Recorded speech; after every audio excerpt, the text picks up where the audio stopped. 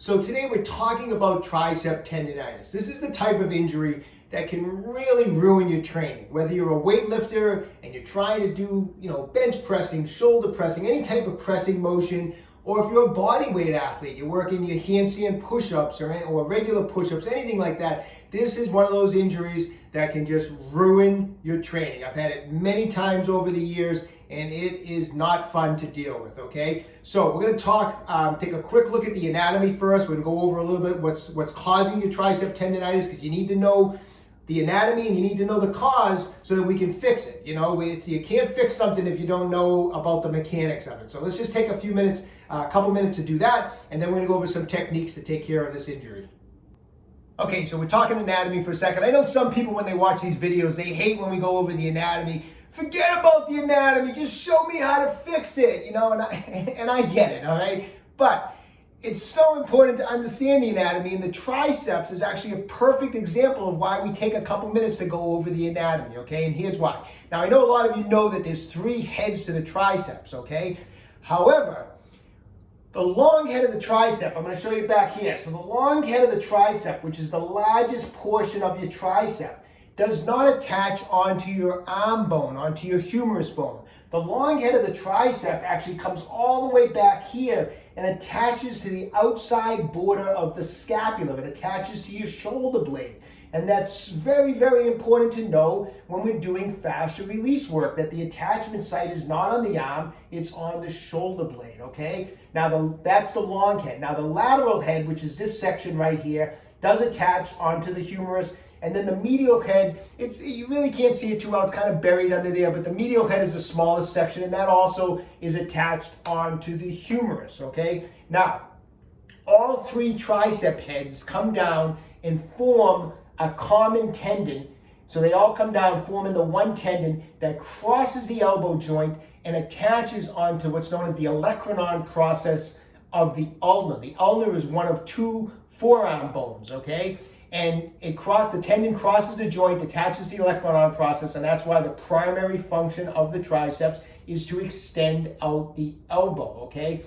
So I've had patients in 32 years of practice come in with elbow pain, or they think it's elbow pain, they think they have tennis elbow, golfer's elbow, all these different problems. We take a look at it. The pain is in the back of the elbow, like above the elbow. It's on the tricep tendon because it's Triceps tendonitis. Now, why does that happen? Well, here's a general universal rule of anatomy. Tendons do not like to be tugged on. You start tugging on a tendon, it's going to get inflamed, and once that tendon gets inflamed and you continue to work out, it's like a downward spiral. It just gets worse and worse and worse. Now, why does all of a sudden the triceps starts tugging on its own tendon? It has to do with scar tissue. Normal muscles are very elastic, just like this band. And on one end of a muscle, we have a tendon. So for example, if this is the long head of the tricep, one tendon is going to attach to that scapula. The other end of a muscle has another tendon that attaches to another bone. So tendons attach to bones. So if it's the long head of the tricep, that tendon attaches to the olecranon process. So we have a tendon from here and a tendon down here. And the long head of the tricep should be nice and stretchy, just like the rest of the tricep. When muscles are nice and stretchy and nice and elastic, there is very little, if any, tugging on a tendon. However, you've been beating up that tricep for a while. You've been working out hard. You've been doing this for months and months and years. You're going to start accumulating what's known as fascial adhesions, which is scar tissue. And as it builds up, muscles lose elasticity. So you can think of it instead of like a nice stretchy muscle like this. Now we get this muscle where we can kind of call it knots in there, where the muscle has gotten shorter. It's lost elasticity. There's scar tissue in there now. So when you go to use that triceps muscle, you're going to get tugging and pulling. And where does it tug and pull? On the tendon. So that's why we need to do some fascial release techniques. That's what we're going to go over now. We need to break up those adhesions in there. We need to break up that scar tissue, restore normal elasticity. That'll stop the tugging. All will be good in the world. Your tricep tendon's going to start feeling a heck of a lot better. Okay, let's get into some fascial release work. Before we do, a couple quick things. If you've never done fascial release work before, Warm up. You have to be warmed up. You don't do fascial release work first thing out of bed in the morning. Make sure your muscles are nice and warm. A good time to do it is actually after you work out. There's a lot of blood in the muscles. Also, if you've never done it before, take it easy at first. You're not going to solve all the problems in one session anyways. If you've got years of scar tissue buildup, you're not breaking it all up in one session, okay? This sometimes takes 4 weeks, 6 weeks, 8 weeks to break up all the scar tissue. So just take it easy at first if you're not used to it, because fascial release work can make the muscles sore the next day. If you go really deep, it can leave little like black and blue or red marks on your arm. So it's just something. That's why I recommend going very easy at first if you're new to doing this. All right. Everything I'm going to go over today, I'm using fascial release tools to get them, because I know it's the fastest way to break up adhesions. It's the most effective way. So we're using spiky massage balls. We're using fascial release tools. If you don't have any of that stuff at home, that's okay. Use your fingers, your knuckles, grab a tennis ball, a lacrosse ball. It's not as effective, but it's better than nothing. So, but I'm gonna show you what I consider the most efficient and fastest way to do this. So we're gonna start off using spiky massage balls. Now these are spiky massage balls. These are what we call Tai Chi balls from OcraMed Health. We have a mini size, a regular, and a max size. The spikes will dig in deeper than a smooth tennis ball. You can get into the tissue, into the fascia, into deeper tissue, and it breaks up the adhesions much more efficiently. What size do you use? It depends on the size of your arm. A smaller ball, larger arm, larger ball. But also sometimes it's good to use different sizes, because the smaller balls can get in deeper and the larger balls are a little more superficial. So you play around with what works best for you. What I'm going to do, just for simplicity's sake today, is I'm just going to demonstrate using just the Tai Chi Max ball, all right? And what we're going to start off with is what we call cross friction massage. The muscle fibers of the tricep run in this direction. Cross friction means we're going to massage it in this direction. So just take your arm, rest it up on your knee, or put it up on a chair. Just let it relax. And start at the distal end of the tricep and pressing it with as firm pressure as much as you can handle, and just go back and forth in a cross friction manner. And as you're going back and forth, slowly but surely work your way up the tricep. Go all the way up and then come all the way down.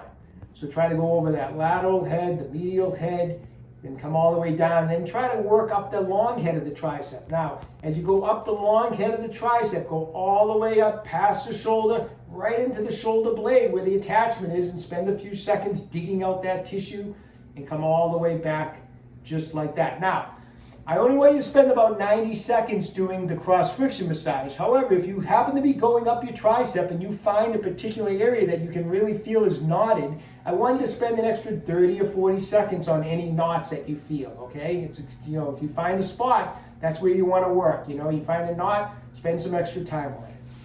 Next, we're going to go into what we call a pin and stretch technique. We're going to use the spiky ball to pin the tissue, and then we're going to elongate the muscle fibers. By stretching the muscle fibers, it helps just break up any adhesion. It helps pull it apart. And this is how we're going to do it. You're going to lie on your back.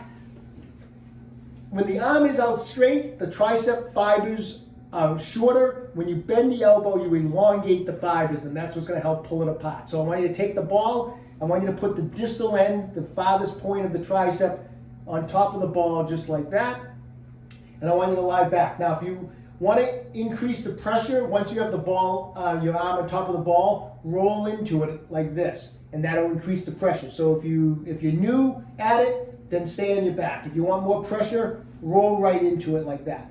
From this position, once I've pinned the tissue here, I'm going to bend the elbow, elongate those muscle fibers, and get a release on the tissue. I'm going to go that 6 to 8 times, just like that. Once I've done 6 or 8 times, I'm going to move the ball down about an inch. And again, I'm going to go 6 or 8 times. Then I'm going to move it down another inch. And I'm just going to keep working it down the tricep. Every spot I put it on, I'm going to bend the elbow 6 or 8 times. I'm going to go all the way back, as far as we can back there under the tricep, and do 6 or 8 bends of the elbow just like that. Now, we're going to change the arm position, because this next technique, I want to really focus on this long head of the tricep. It's the largest portion, and I want to spend a little extra time. I'm going to get on the large head of the tricep. It's right here. Again, in this position. Again, I put pressure down on it. I'm going to bend the elbow, put it behind my head 6 or 8 times. I'm going to keep working 1-inch increments 6 or 8 times, but we're going to work it all the way till we get to that scapula, into the shoulder blade, way in here. It can be a little uncomfortable, so be careful. But I'm going to get right in on that long head of the tricep, way up here. Now this time, as I come up farther, what I'm going to do is I'm going to bend the elbow, and then I'm going to lift the elbow off the ground like that. So I'm going to come up, stretch, bend the elbow, and then just like that. I'm going to do that 6 or 8 times. That long head is way up here. It's crossing. You want to add some motion of the shoulder to get a nice release on it. So it's not just a matter of bending the elbow on that long head. We want to bend the elbow and lift the elbow up off the ground to get a complete release on that long head.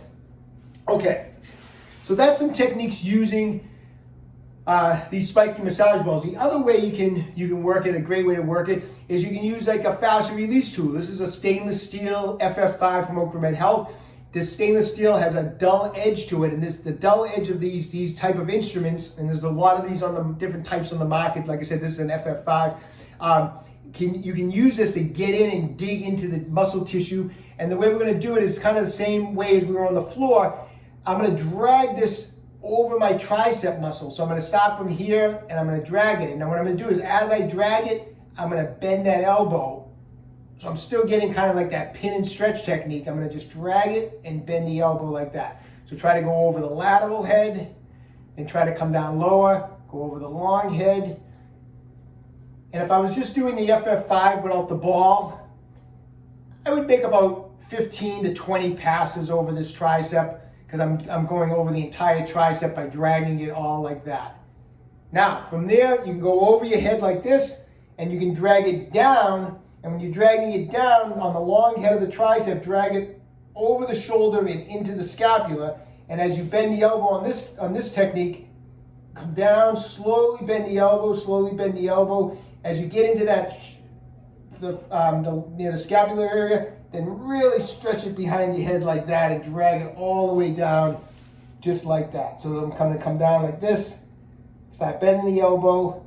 I've crossed the shoulder, I'm getting into that scapular area, and then I'm really stretching that arm and trying to get a real good stretch through there. And an instrument like this, once again, really digs through any adhesions. It catches any adhesions. Have more of a rough quality by nature than normal muscle tissue. And when you get these type of instruments in there, it really digs through those adhesions, and it's very, very effective. Anyways, those are the techniques. Start using them every other day. Do it because you want to rest in between, because the next day you might be a little sore. So start working them every other day. And, sometimes it's, like I said, if it's mild adhesions in there, it may just take you a couple weeks, but it's not unusual, 4, 6, 8 weeks of work to get this thing fixed. Okay, so start working those techniques. If you want to make even faster progress, it's important when you're dealing with tendonitis type of injuries is to avoid the exercises that specifically irritate the area, and you'll heal quicker. So you can either, if it's really, really inflamed, I would actually completely skip certain exercises. Like say, for example, shoulder presses really, really hurt it. You might need to skip shoulder presses for a couple weeks. Or if it's not too bad, just make sure you're working much lighter and doing much lighter weight for a while to give this injury a chance to heal while you're doing the fascial release work, okay? But it does help, It's even with those fascial release techniques, if you continue to go into the gym and beat up those triceps with heavy weight or really intense body weight exercises, it's going to make it a lot tougher to heal. So anyways, use some common sense. Best of luck to everybody. Stay young, train hard.